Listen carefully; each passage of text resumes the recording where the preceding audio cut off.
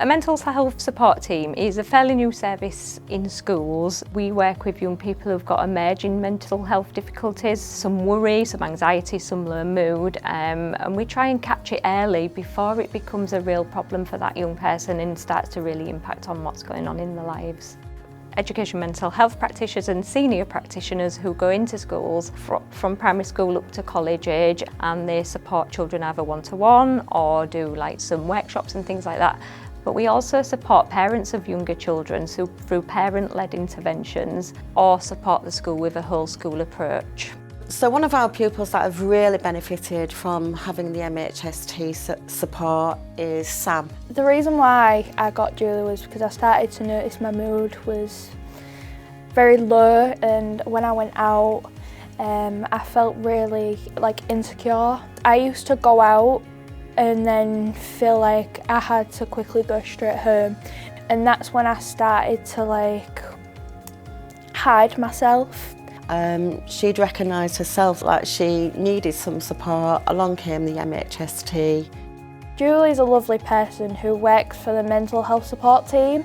I went to meet Julie the first time. I did have a few nerves, and as soon as I opened that door, it was such a welcome feeling. You just realise you can just open up about stuff. Sam and I worked on a worry management intervention which involves young people kind of really understanding anxiety. She was really engaged in all the sessions. She always came along kind of with lots of information to share about how things had been going for her. I used to do a diary. When you sit and reflect on your whole kind of mood and why it was, you start to realise that it does become a little pattern. I used to write all my worries down, and I used to scrumple a piece of paper up and I used to just rip it, and that whole ripping just brings such a weight off your shoulders.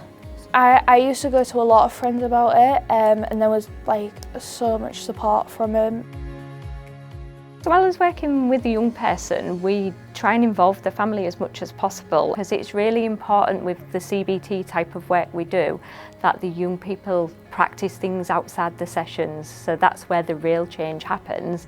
If they still need some extra support and that's maybe not from us, that's when we would maybe look at signposting them and working with other professionals. I've finished the process with Julie now. The things that Julie have given me have helped me so much. Now that she really understands where these feelings come from, why she's experiencing the feelings that she is, she can manage it much better, and it's given her the confidence to think, actually, I'm not going to avoid this situation anymore. And I think staff have seen a really big change in her.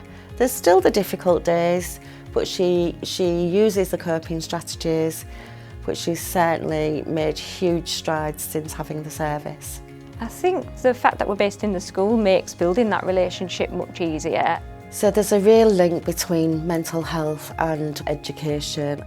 Obviously, if you're not in a good place emotionally, it's really difficult to learn, because obviously you're distracted by your feelings and your emotions. So if we can kind of support schools to support young people, hopefully we can help young people to really understand and manage and maintain their own mental health. From a school's perspective of having a mental health support team within the school, you link to the NHS, you link to other services, to see the difference it's made in our academy, and for our young people to really benefit from that, it's just been fantastic.